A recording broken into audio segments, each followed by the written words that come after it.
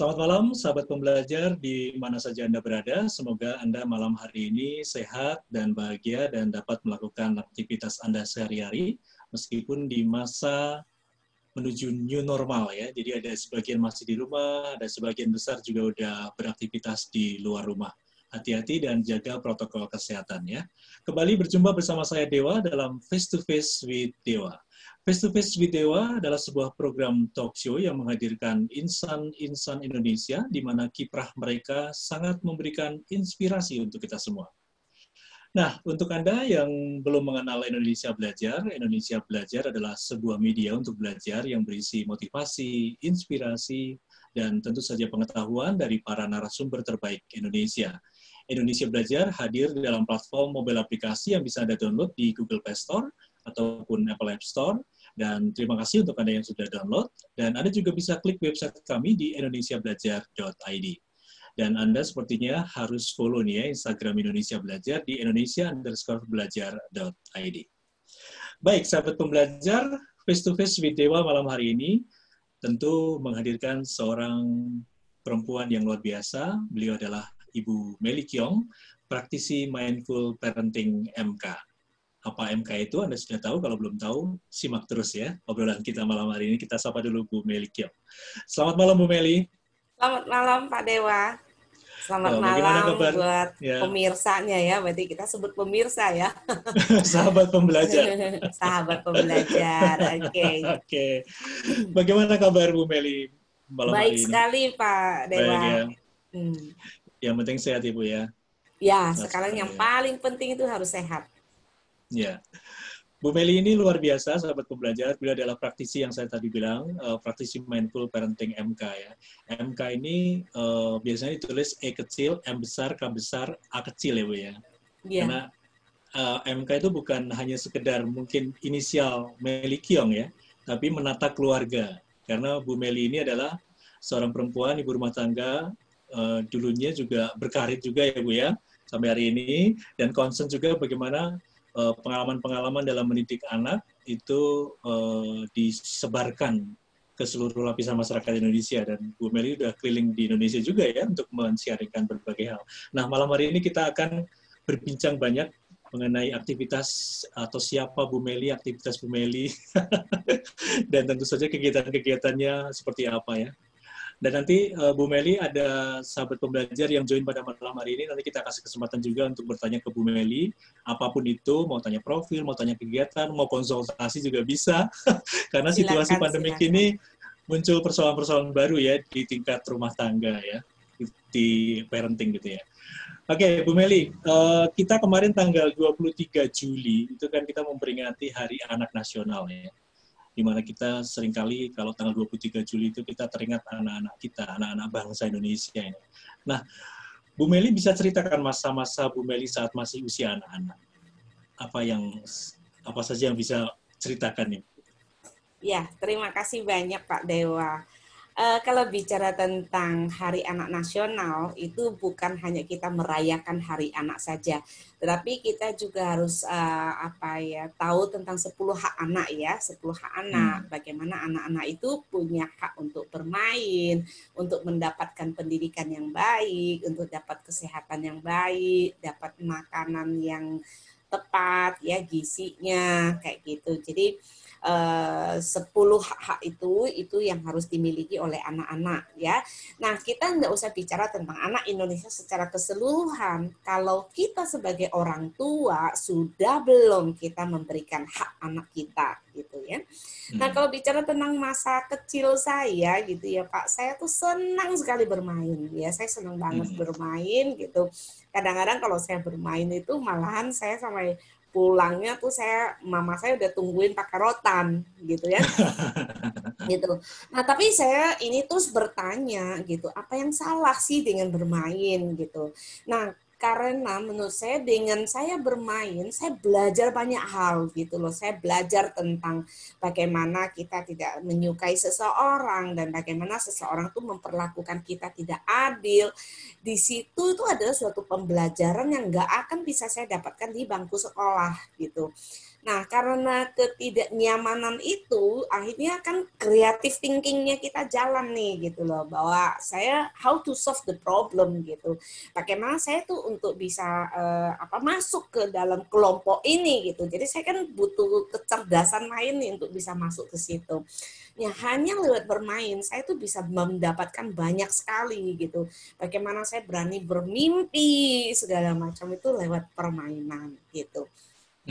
Nah, terus akhirnya dari situ saya meyakinkan diri saya gitu bahwa suatu hari ketika saya punya anak gitu, anak saya nomor satu dia harus bermain. Jadi saya harus penuhi haknya dia untuk bermain dulu gitu. Nah, jadi anak saya dari kecil-kecil tuh betul-betul saya fasilitasi mereka untuk bermain. Ya. Nah, contoh misalnya, karena saya kan orang lapangan, jadi saya ketika saya pergi ke customer, di customer itu saya kan jual lem dulu ya, kalau jual lem saya ke pabrik kayu. Nah, pulang dari pabrik kayu itu saya ngeliat tuh kan ada kayu ya, kayu yang nggak terlalu panjang gitu. Akhirnya saya bawa sampai di jalan, saya iket-iketin, saya bikinin pedang gitu. Saya bikin pedang harapan. Jadi begitu saya kalau pulang saya bawa sesuatu buat anak saya itu pedang itu. Nah kan nggak semua orang tua mau kasih anaknya main pedang itu kan tajam gitu kan gitu. Anak saya 2, tapi saya tidak membawa 2 biji kasih mereka, tapi saya bawain 8. Kenapa? Supaya anak saya mengajak teman-temannya untuk bermain. Jadi di situ mereka tahu how to share. Jadi bagaimana dia sharing sama teman-temannya. Nah, karena itu adalah karakter-karakter yang sangat dibutuhkan ketika nanti mereka turun ke lapangan, ke masyarakat. Jadi bagaimana dia peduli dengan sesamanya, peduli sama temannya. Nah, ketika bermain itu, nah dia tahu ada kehati-hatian di situ. Nah, itu kan suatu pembelajaran yang nggak akan didapatkan dari bangku sekolah gitu loh. Tapi di situ dia ngerti tentang praktek gitu kan. Nah, begitu pulang saya gambarkan peta butanya gitu. Jadi untuk mengambil pedang itu dia mesti ngikutin peta butanya gitu. Saya titip di pos satpam kayak gitu. Jadi saya mau anak-anak saya itu jadi bahwa dia mau mendapatkan sesuatu dia harus berusaha. Jadi ada karakter dia untuk berusaha itu. Nah, jadi sesuatu yang tidak saya dapatkan waktu saya kecil, ya itu yang saya berikan kepada anak-anak kami gitu ya. Tapi banyak hal yang bagus sekali yang dari orang tua saya itu saya tanamkan kembali kepada anak-anak. Kira-kira seperti itu, Pak.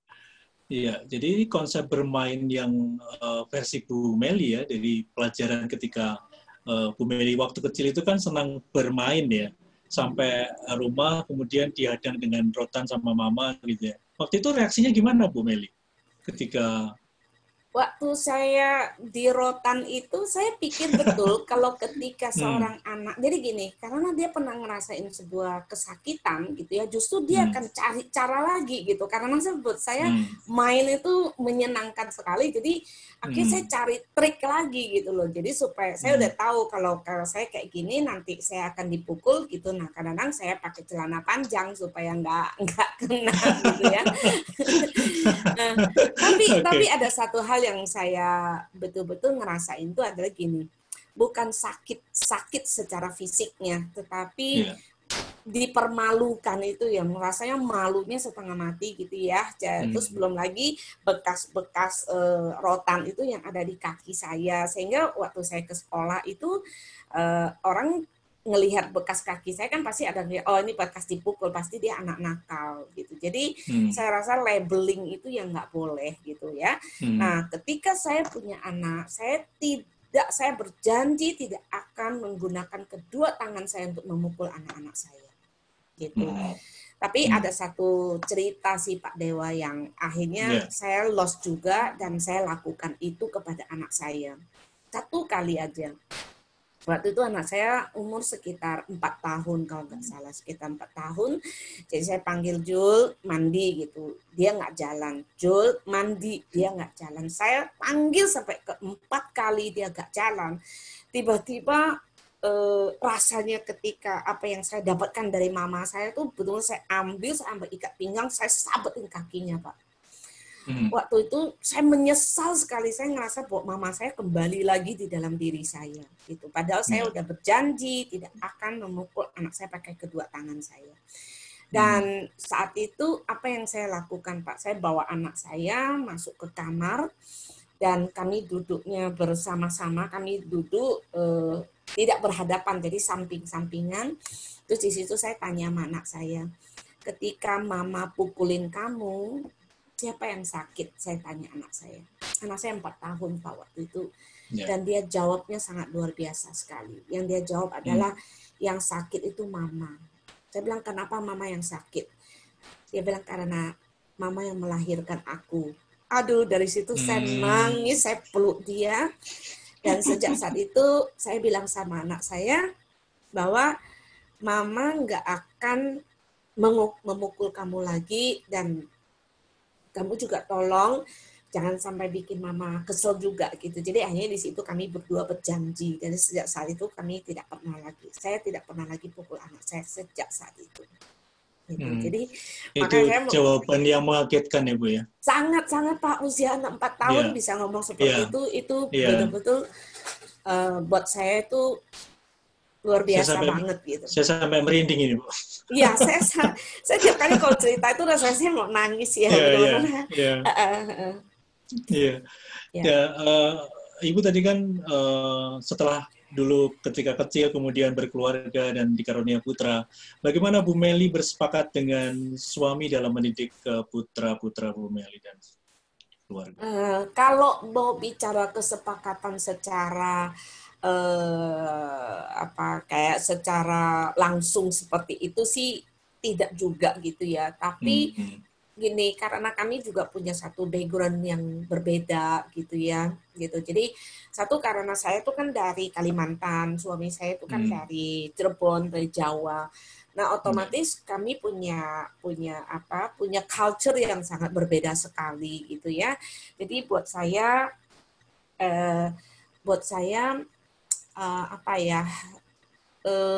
apa yang intinya kami berdua sih sama gitu ya. Jadi apa yang tidak kami dapatkan waktu kami kecil itu kami ingin memperbaikinya gitu. Bahwa tugas dan tanggung jawab pendidikan anak itu adalah tugas kami bersama.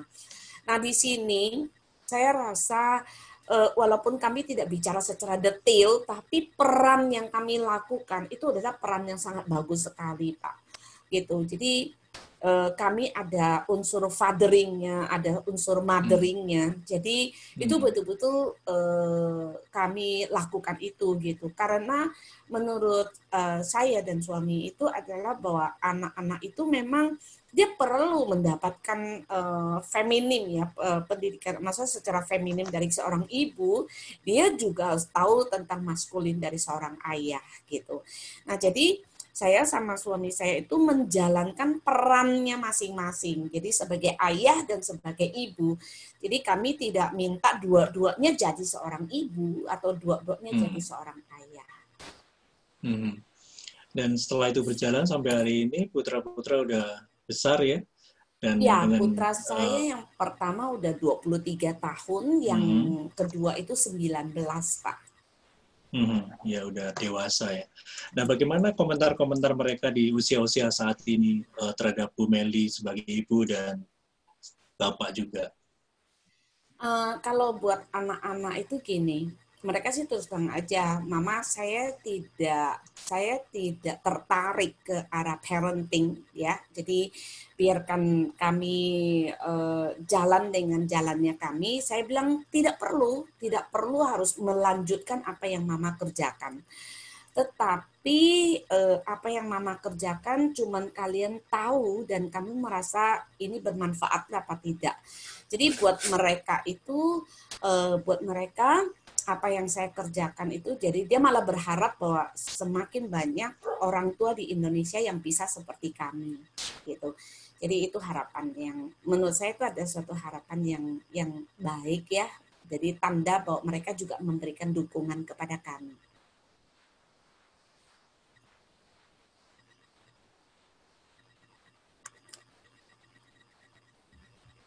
Halo.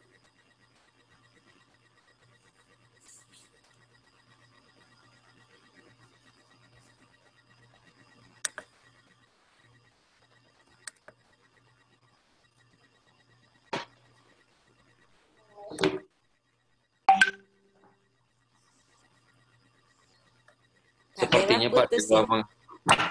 sepertinya Pak Dewa ngalami gangguan jaringan, Bu Meli. Oke. Jadi gimana? Bentar ya Bu, Pak Dewanya Siap. keluar dulu terus masuk lagi. Oke. Atau kalau ada yang tanya tadi ya, kalau nggak salah ya.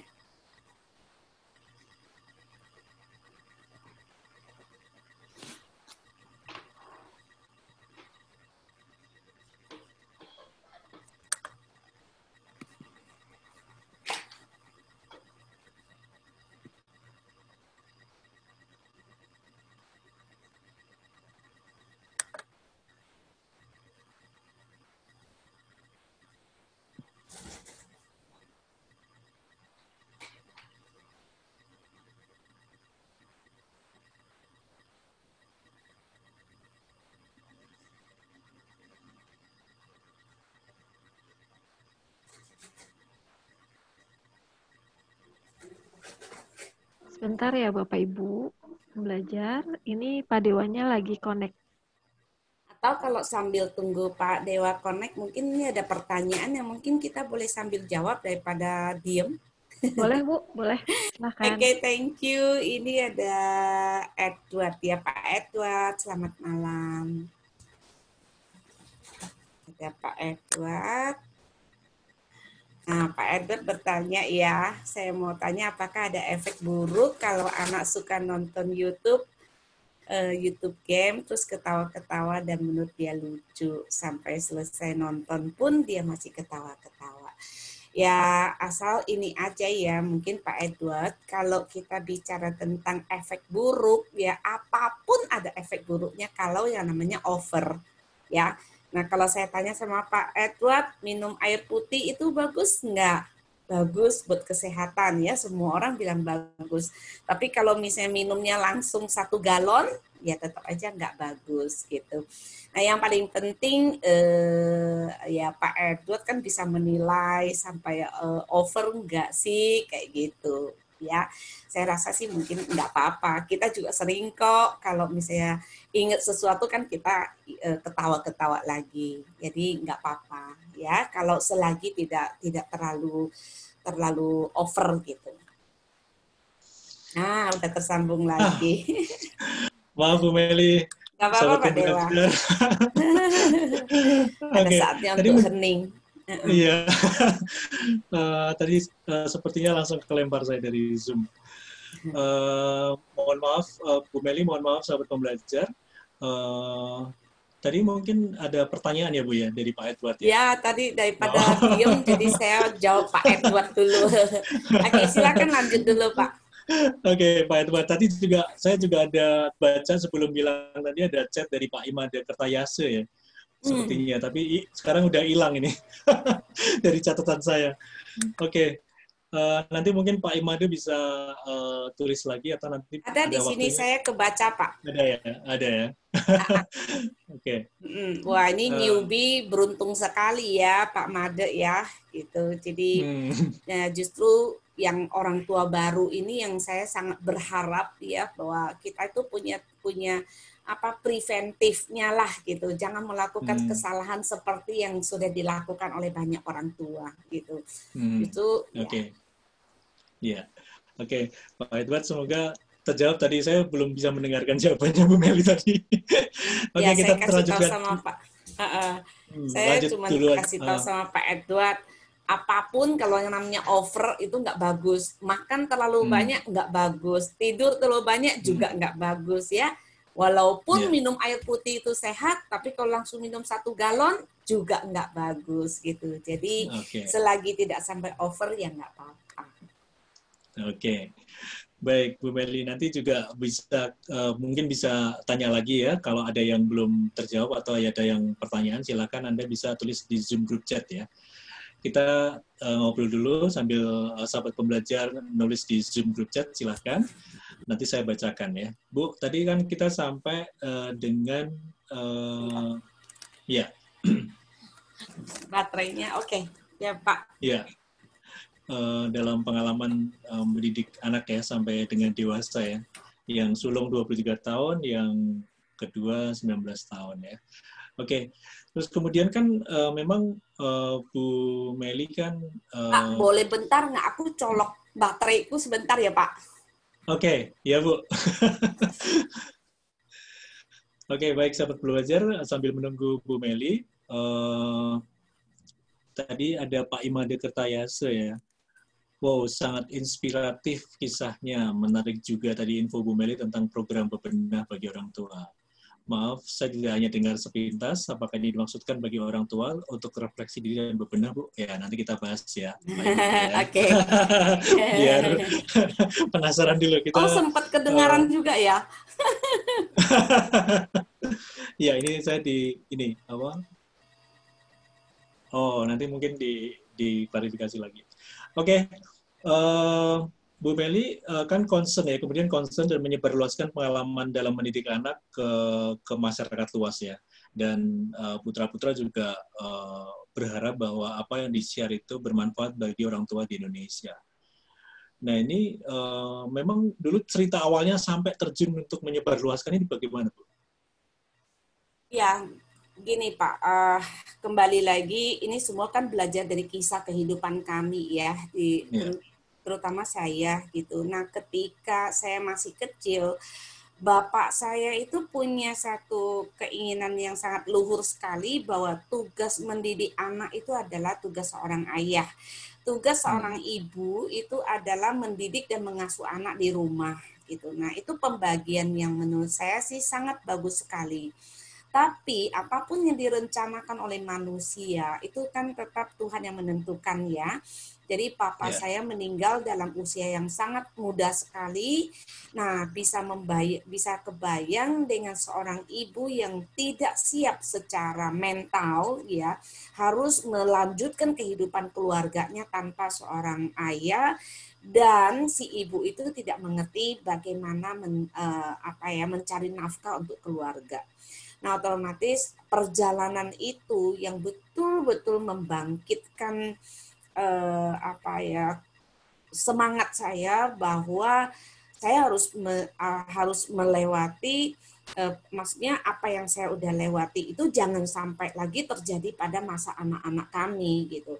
Nah, jadi waktu saya menikah, saya sudah minta sama suami saya bahwa saya tetap ingin bekerja itu untuk persiapan bagaimana mentalitas saya gitu.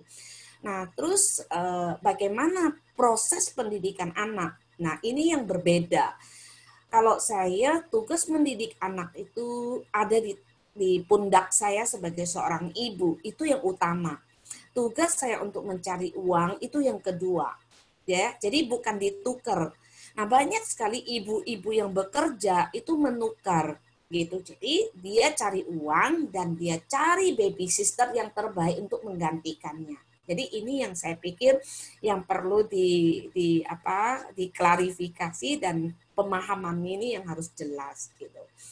Nah, sampai akhirnya karena saya tahu persis di perjalanan dalam saya bekerja itu, saya menemukan banyak sekali anak-anak yang ketika saya interview rasanya sangat tidak sesuai gitu ya. Nah, di situ saya tidak menyalahkan anak itu, justru saya merasa bahwa anak itu seperti itu karena ada satu pola asuh yang salah. Bagaimana orang tua terlalu memberikan semuanya kepada anak sehingga anak itu tidak bisa, jadi tidak bisa punya mentalitas yang sesuai yang diharapkan gitu. Nah, itu yang akhirnya membuat saya ngerasa bahwa saya perlu melanjutkan sebuah perjuangan itu, minimum saya akan datang ke orang tua muda supaya mereka tidak melakukan kesalahan yang sama lagi. Kemudian terus mendirikan MK ini ya Bu ya?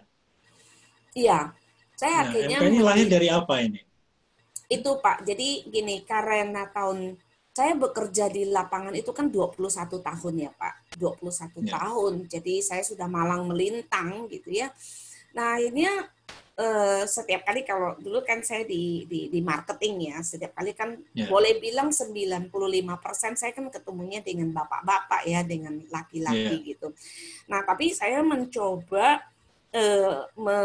memberikan suatu pagar ya, saya memagari diri saya sendiri bahwa saya sudah punya keluarga gitu ya. Jadi tiap kali kalau saya ke customer, saya ceritain tentang anak saya, tentang keluarga saya, tentang anak saya, tentang keluarga saya.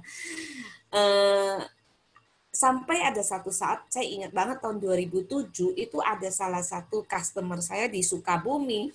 Dia bilang kayak gini, Bu Meli, saya kok kayak ngelihat Bu Meli itu enak sekali ya, keluarganya terurus, terus prestasi kerjanya juga bagus gitu. Kenapa Ibu Meli nggak sharing aja sama banyak perempuan di luar yang nggak punya kesempatan seperti itu gitu. Saya sharingnya lewat apa gitu, nulis buku katanya gitu.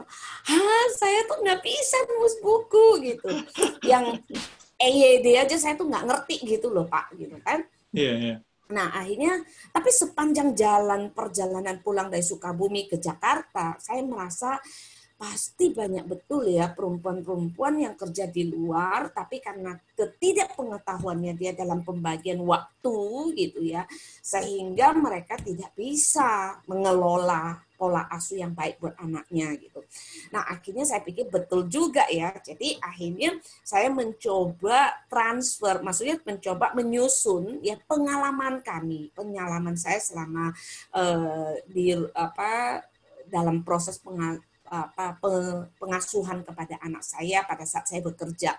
Jadi bagaimana saya butuh apa sih gitu ya. Saya pikir anak-anak itu harus punya dia harus punya daya juang gitu misalnya gitu. Nah, saya stimulasi di dalam rumah gitu. Saya kasih tahu sama anak saya, mama papa itu kerja, jadi setiap tanggal 25 baru gajian. Jadi saya kasih tahu sama anak saya, walaupun dia 3,5 tahun, tapi dia mengerti bahwa mama papa gajian setiap tanggal 25. Jadi setiap tanggal 25 kalender itu udah dibulet-buletin tuh gitu kan. Nah, dan ketika misalnya belum waktunya untuk beli mainan dan anak saya pergi ke mall gitu misalnya, dia sudah mulai survei mainan apa yang nanti akan dia beli. Nah, saya kasih tahu lagi tipsnya. Kalau mau beli mainan, itu kan ada angka 1 sampai 10 gitu ya. Nah, kamu hitung berapa? Hitungin 1, 2, 3, 4, 5 batasnya. Kalau 6 jangan dilihat lagi karena mahal gitu. Jadi akhirnya anak-anak saya dari kecil itu sudah diajarin seperti itu gitu. Kenapa? Saya mau dia belajar bahwa hidup itu perlu berjuang gitu ya. Jadi terus dia juga punya planning gitu, mau membeli sesuatu itu, nah nanti tanggal 25, kalau sebelum tanggal 25 saya tidak beli. Walaupun dia udah masuk ke toko itu kan ditanya deh mau beli apa, maaf ya papa mama saya belum gajian kata anak saya. Jadi, ya sebenarnya kalau dibilang anak-anak itu usia berapa sih? Anak itu bisa dididik sedini mungkin. Di dalam perut pun anak saya sudah bisa dididik seperti itu, Pak. Ya, oke. Sebelum kita melanjutkan tentang kegiatan MK dan lain-lain, ini saya ke Zoom group chat dulu ya. Mungkin teman-teman sahabat pembelajar ini menunggu jawaban dari Bu Meli ya, yang belum dijawab ya. Baik. Ini ada dari Bu Risti. Tadi udah dijawab belum ya? Belum ya. Sangat inspiratif Bu kisahnya, menarik juga tadi Bu Meli tentang program bebenah bagi orang tua. Maaf, tadi saya hanya dengar sepintas, apakah ini dimaksudkan bagi orang tua untuk refleksi diri dan bebenah Bu? Sebenarnya gini, kalau saya mau bicara tentang dunia parenting ya Pak Dewa, parenting itu saya selalu mengkategorikan itu sebagai bidang yang nggak seksi. Banyak orang tua itu tidak mau gitu ya. Jadi itu tantangan yang sangat luar biasa sekali. Ya, tantangan yang sangat luar biasa sekali karena orang tua banyak merasa bahwa I'm fine gitu. Anak-anak saya oke-oke aja gitu. Jadi kalau anaknya tidak terkapar, mereka nggak akan mau cari gitu. Nah, ini yang saya rasa perlu perjuangan berat banget gitu ya. Perjuangan saya berat sekali di sini karena orang tua ngapain sih gitu ngurusin yang kayak gini gitu kan. Nah, akhirnya saya membangun yang komunitas MK itu tadi, Pak. Gitu. Karena saya yakin sekali kalau orang mau belajar, kalau kita pergi parenting, kita belajar, menurut research ya, ilmu yang kita dapatkan itu paling lama dia bisa bertahan selama 21 hari. Selanjut itu nggak akan bisa. Nah, karena saya tahu seperti itu, makanya saya bangun community. Ayo belajar bersama, ayo kita belajar bersama. Dan ini pun tidak mudah, Pak. Saya dari tahun 2014 sampai sekarang, komunitas saya ada sekitar 3.300, ada di 15 kota. Tetapi yang mau intens, yang mau berjuang bersama dengan kami itu sangat sedikit sekali. Nggak nyampe 1.000. Gitu.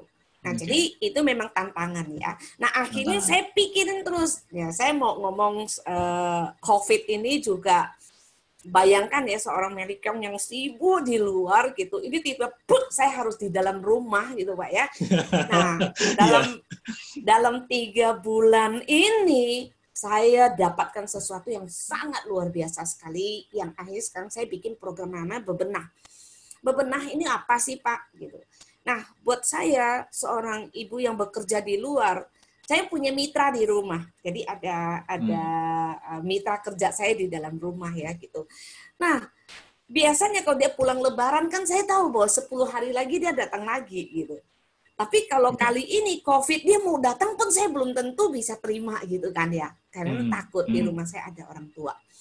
Nah, akhirnya apa? Hari itu saya stop. Ya, oke, aku harus membuka lembaran baru, Pak. Buka lembaran baru, jadi saya nggak usah pikirin itu, ternyata semua barang-barang tuh yang lebih mengerti tuh si Mbak gitu.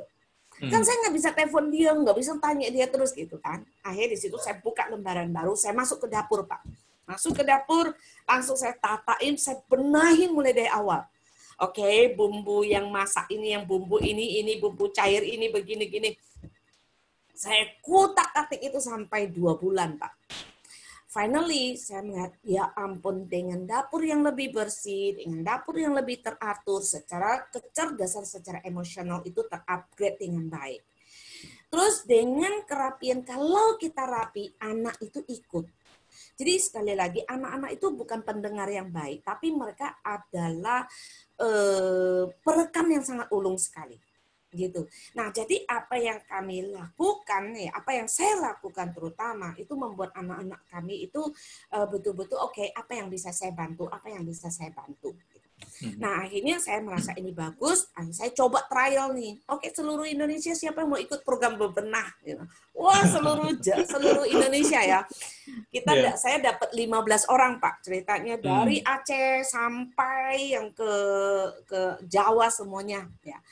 Saya bilang fotoin dapurnya, Pak, gitu. Semua dapurnya amburadul gitu. Jadi saya bilang nggak usah malu. Ayo kita bebenah sama-sama. Dan semua semangat sekali sampai hari ini, Pak, luar biasa sekali.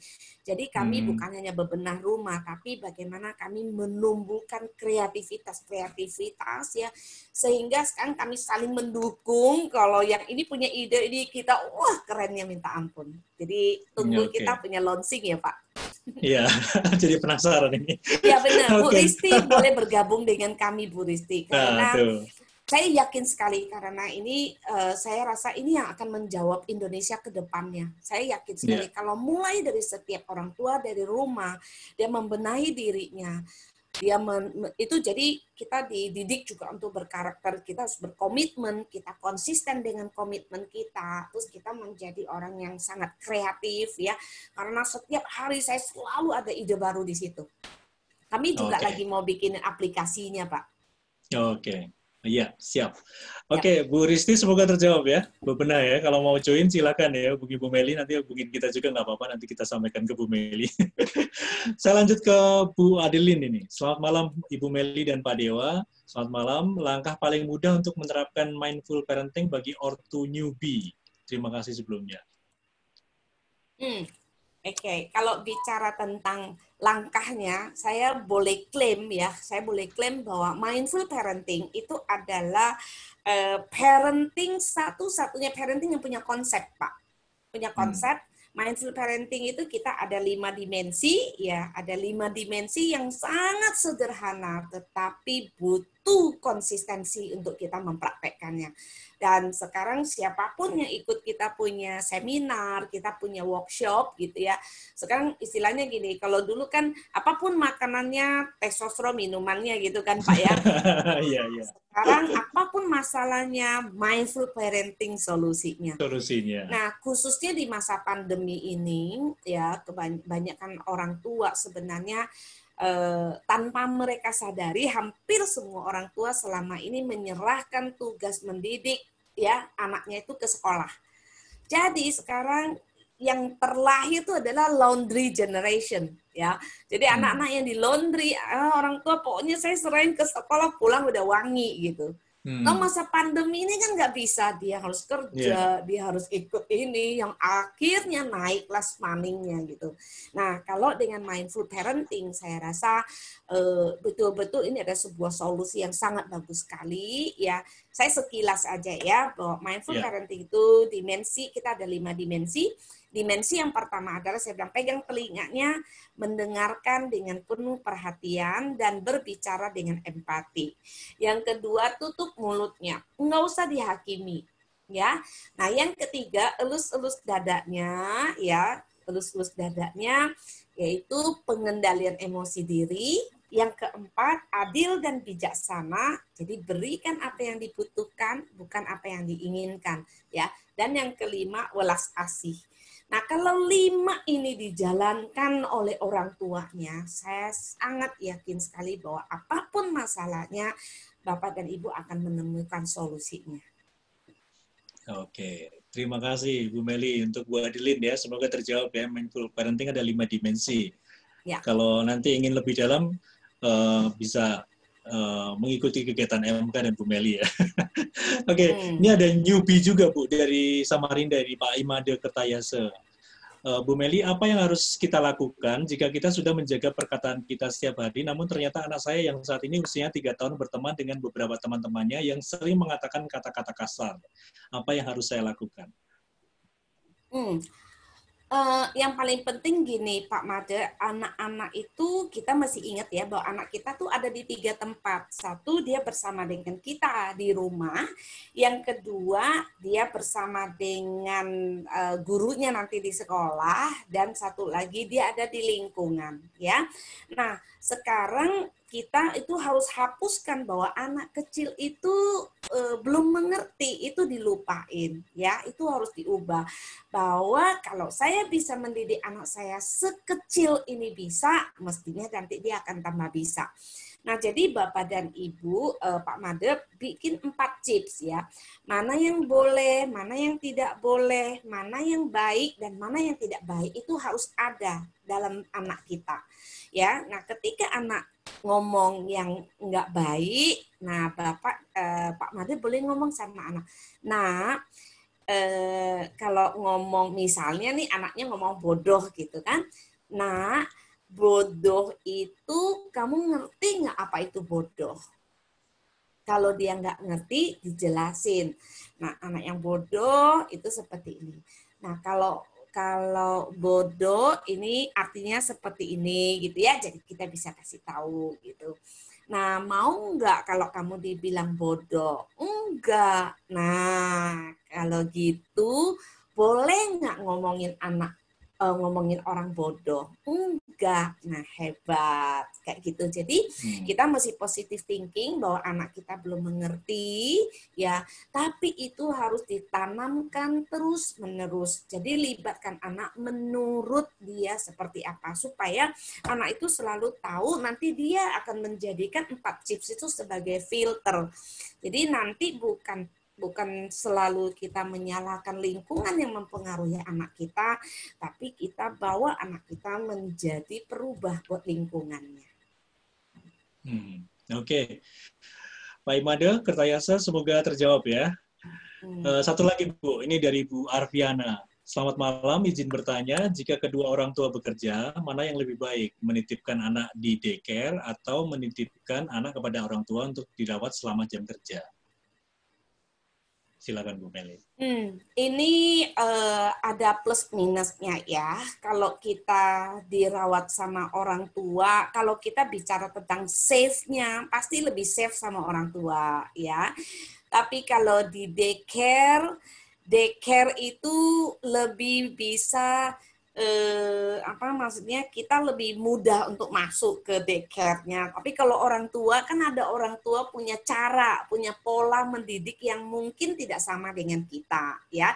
Nah, itu yang saya pikir selagi komunikasi kita dengan orang tua kita bagus ya, dan maksudnya orang tua bisa bekerja sama dengan kita untuk menuju pola asuh yang lebih kekinian sekarang ini gitu ya, tanpa membuat orang tua kita merasa kecewa ataupun anak merasa lebih pinter, enggak kayak gitu. Tapi memang bisa diskusikan sama orang tua bahwa mendidik anak sesuai dengan zamannya. Nah, tapi kita sebagai orang tua tetap harus menjadi leadernya, tetap kita yang harus nge-lead anak kita yang mengambil tanggung jawab. Nah, kalau selagi anak ada di rumah bersama dengan orang tua kita, begitu kita pulang kerja, betul-betul kita hadir bahwa ya ini adalah waktunya kamu. Ya nggak usah bicara tentang capek atau tidaknya, itu adalah konsekuensi untuk seorang ibu atau bapak yang bekerja. Jadi ketika kita bekerja, mereka dititipkan, mereka mengerti, tapi begitu sampai di rumah, itu adalah tugas dan tanggung jawab kita. Jadi supaya anak itu bisa membedakan, oh iya ketika papa mama saya kerja, saya dititipkan, tapi begitu papa mama saya pulang, saya ada bersama mereka. Jadi mereka tuh mengerti. Nah, Sabtu dan Minggu itu adalah waktunya anak-anak dan hadirkan betul-betul. Sehingga anak tuh mengerti bahwa kapan dia dititipkan tuh dan kenapa. Nah, itu perlu dijelaskan. Oke, terima kasih Bu Meli. Bu Arfiana, semoga terjawab ya. Ini ada yang tanya lagi nih Bu Risti nih. Maaf kalau boleh tanya lagi, mohon dijelaskan lebih lanjut mengenai mendidik sejak dalam kandungan. Dan bagaimana menekan ego orang tua seperti papa mama lebih tahu yang terbaik. Terima kasih. Ya, ya kalau bicara tentang anak-anak ya di dalam kandungan, kita lihat misalnya contoh kayak kenapa sih anak itu perlu dikasih musik ya gitu, karena apa, di dalam kandungan itu dia sudah bisa mendengar. Makanya ketika dia di dalam kandungan, orang tuanya kenapa banyak anak-anak yang akhir nakal karena misalnya ditolak oleh orang tuanya ketika dia lagi hamil, terus dia tidak menginginkan anak itu. Nah begitu anak itu lahir, besarnya dia menjadi problem maker kayak gitu ya. Nah, contoh misalnya saya mau mengajarkan disiplin, saya termasuk cukup disiplin kalau soal makan gitu ya. Jadi setiap jam 12 saya makan. Nah, karena saya bekerja tuh di luar, jadi jam 12 ada waktunya yang saya nggak bisa makan dan anak saya tonjok saya gitu ya di dalam perut ya. Tapi di situ saya say sorry sama anak saya, maaf ya, mama masih nyetir, sebentar lagi mama sampai. Dia langsung diam gitu. Nah, artinya apa, kalau kita membiasakan diri dengan disiplin seperti itu, jadi anak juga akan menagih gitu loh. Jadi sekali lagi kalau anak dari kecil, sekecil apapun itu kita bisa ngobrol sama dia gitu. Nah, jadi contoh misalnya ketika saya pulang kerja, walau anak saya masih bayi gitu ya, tapi saya cerita hari ini, oh mama senang sekali, mama dapat order gitu. Kalau saya lagi sedih, saya ngomong saya sedih gitu. Jadi supaya apa? Supaya anak itu mengerti, oh sedih itu seperti apa, dia senang itu seperti apa. Jadi mamanya itu yang harus mentransfer itu. Jadi itulah yang disebut dengan pendidikan. Nah, kalau orang tua, bagaimana menekan orang tua seperti papa mama yang lebih tahu yang terbaik. Nah, ini yang saya pikir tidak perlu lagi ngerasa bahwa kita yang lebih mengerti, karena setiap generasi itu makin beda ya, makin beda cara berpikirnya. Nah, kita jangan menarik anak itu kembali ke zamannya kita, merasa kita yang paling mengerti, tapi kita masuk ke dalam dunianya mereka dan kita belajar sama mereka. Itu akan lebih diapresiasi. Apalagi ciri-ciri anak millennials itu mereka hanya mau walk the talk ya, apa yang lu ngomong lu mesti jalankan enggak gitu. Kalau enggak, jangan ngajarin kami. Itu kira-kira seperti itu. Jadi yang banyak makan asam garamnya itu udah harus dibuang gitu. Jadi nggak usah darah tinggi sama sakit mah ya. Oke, luar biasa Bu Meli ya. Semoga terjawab semua. Oh ya, ini sudah pada respon Bu Risti. Terima kasih semuanya. Sama-sama, Kemudian sama-sama. Bu Adilin juga terima kasih Bu Meli, Bu Imade juga terima kasih Bu, Bu Arfiana terima kasih Bu. Wah, luar biasa. Thank you, Saya thank sengaja you. memang tadi membaca pertanyaan-pertanyaan. Nah, seperti inilah Bu Meli ketika men-share ya semua hal yang pernah dialami dalam mendidik anak dan kemudian di-share ke orang tua Indonesia, orang tua muda Indonesia juga yang sangat bermanfaat untuk kita semua ya. Nah, ini sambil menunggu lagi kalau ada pertanyaan, saya bertanya dulu mengenai MK tadi, Bu. Nah, MK itu kan pasti dibentuk punya cita-cita. Nah, sampai hari ini cita-cita apa yang belum tercapai? Cita-cita saya yang belum tercapai itu adalah saya sebenarnya mimpi saya nggak usah banyak-banyak deh, 1 juta aja. 1 juta aja orang tua berubah aja. Itu akan mengubah Indonesia kok gitu. Tapi sampai hari ini saya capai 3.000 aja ngos-ngosan Pak gitu. Gitu. Nah, mimpi saya kenapa? Karena keluarga itu adalah sel terkecil sebuah negara. Ya. Nah, kalau sel terkecil ini kuat, maka kita akan membangun jaringan yang kuat. Kalau keluarga itu baik, maka dia akan membangun lingkungan yang baik. Lingkungan yang baik itu akan membangun masyarakat yang baik. Masyarakat yang baik akan menciptakan sebuah negara yang baik. Jadi, itu sesederhana itu. Nah, siapa yang harus berubah? Jangan pernah berpikir orang lain, walaupun anak kita. Ya, tapi yang paling memungkinkan untuk berubah itu adalah orang tua. Kalau orang tua berubah, maka dia akan menciptakan perubahan itu. Gitu. Nah, khususnya untuk seorang ibu. Seorang ibu itu pembawa energi. Kalau ibu itu emosi, satu rumah itu kayak neraka. Tapi kalau ibu itu tenang, ibu itu damai, maka surgalah ada di dalam rumah itu. Nah, sekarang ini Bapak dan Ibu, kita bicara tentang bonus demografi, Pak Dewa. Iya. Saya selalu bicara tentangnya, ada nggak orang tua yang tahu apa itu bonus demografi? Hampir semua tidak mengerti apa itu bonus demografi. Padahal Indonesia ini lagi dalam kondisi kita ini lagi mencapai bonus demografi tahun 2020 sampai 2030, 35. Itu Indonesia itu adalah masanya dapat bonus demografi. Nah, itu apa? Banyak orang nggak tahu bagaimana kita mau realisasikan bonus demografi kalau kita tidak tahu. Nah, bonus demografi itu adalah anak-anak yang masyarakat kita yang berusia antara 14 tahun sampai 64. Artinya itu produktif yang bisa menghasilkan. Nah, sementara seluruh dunia itu kekurangan tenaga muda. Dan Indonesia punya 70%. Nah, kebayang sekarang kayak yang newbie kayak gini. Nah, 10 tahun yang akan datang, anak-anaknya lah yang akan menjadi leader kalau dididik dengan baik. Tapi kalau tidak, kebayang nggak 70% masyarakat Indonesia ini tidak baik misalnya. Jangan berharap kita akan dapat bonus demografi. Mungkin yang akan kita dapatkan itu adalah bencana demografi. Nah, inilah makanya saya bilang malam ini saya sangat berterima kasih Pak Dewa mengundang saya dan didengar oleh ibu-ibu, bapak-bapak. Kalau bisa seluruh Indonesia betul-betul mau kita bersatu bahwa kita harus membangun pendidikan karakter anak-anak kita. Nah, umumnya orang bicara tentang karakter itu kan sangat ambigu, Pak. Gitu loh. Nah, kenapa kami di MK itu, kenapa MK bukan pakai MK saja? MK itu orang akan tahu Melikyo. Saya nggak mau, jangan dikultuskan seseorang. Jadi bukan saya. Mungkin saya memberikan ide, iya. Tetapi bagaimana ini menjadi sebuah gerakan bahwa semua orang bisa terlibat di dalam MK itu. Ayo kita kembangkan, kita jalankan ini bersama-sama supaya community menata keluarga. Nggak usah pikirkan salah sejam yang lalu, kita perbaiki gitu loh. Kita tata kembali.